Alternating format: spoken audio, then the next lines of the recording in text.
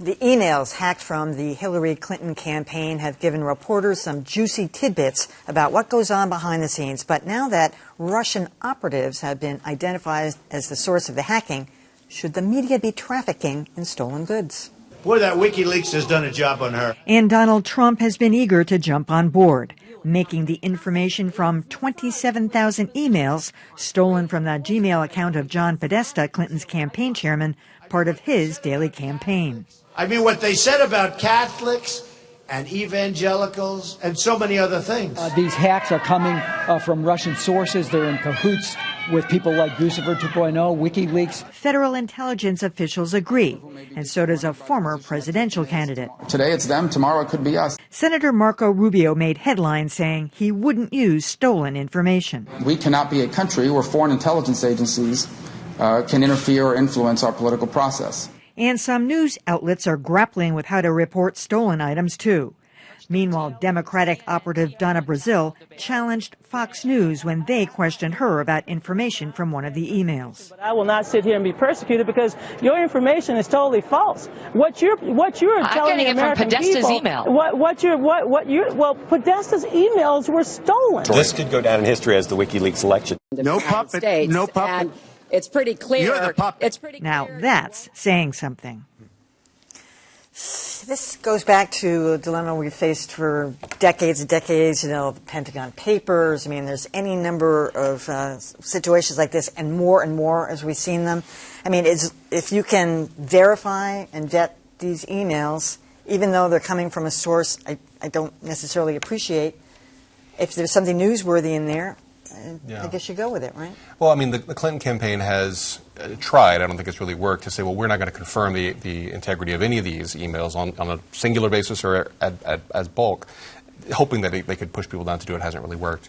I don't think that you can say this came from a dirty source, we're not going to use it. And that's probably always been true, but it's particularly true in an environment where people can search these emails themselves and find things and spread them via social media. It would not make sense for the media to just turn a complete blind eye to it. What I think the media needs to do, though, is to treat stories coming out of WikiLeaks the same way on these emails as they would treat anything else.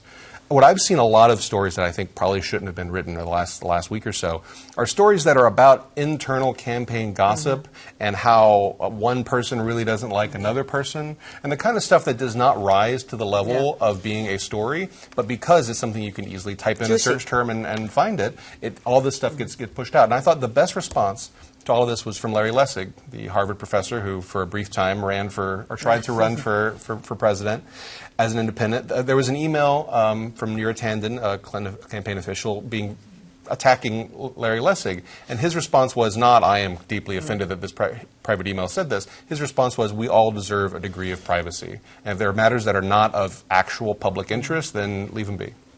I think that we have to take it a little step further than other kinds of reporting that we do, and that is with every time you report on something from WikiLeaks, you have to put it into this broader sort of context and say, look, we aren't sure whether this has been verified, these emails. I mean, obviously, we know if these emails were false, the Clinton campaign would be all over it, right? True. So there's some things that are given.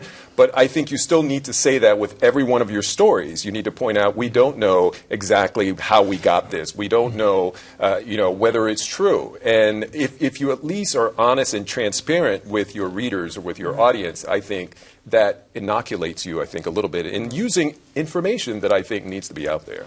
I have no real problem with using stolen documents. That doesn't bother me in the least.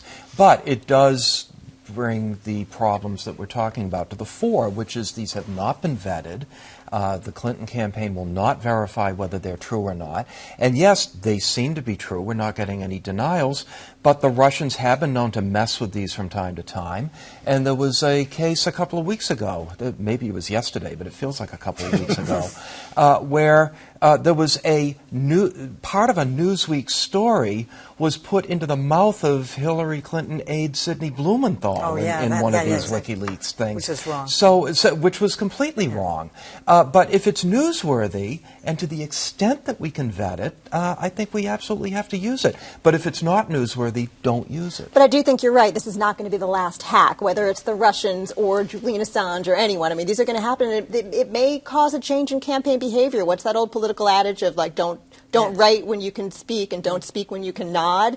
I mean, you know, right now, I think people are sort of willy-nilly putting everything in email, and I think they might realize that that's a dangerous game to play right now. And maybe in the next election cycle, the only thing we're going to be reading in the emails are John Podesta's risotto recipes. Yeah, because I think you'd feel a little differently, Dan, if something was stolen from your wife or one of your kids and somebody printed it. I mean, everything is just not fair game. I'd be furious. Yeah. Everything is not That's fair game. That's why you game. should make a phone call. But, however, when you're running for president, everything's fair game. Things that are newsworthy are fair game. Things that are not newsworthy are not fair game. Make the phone call. Don't send an email.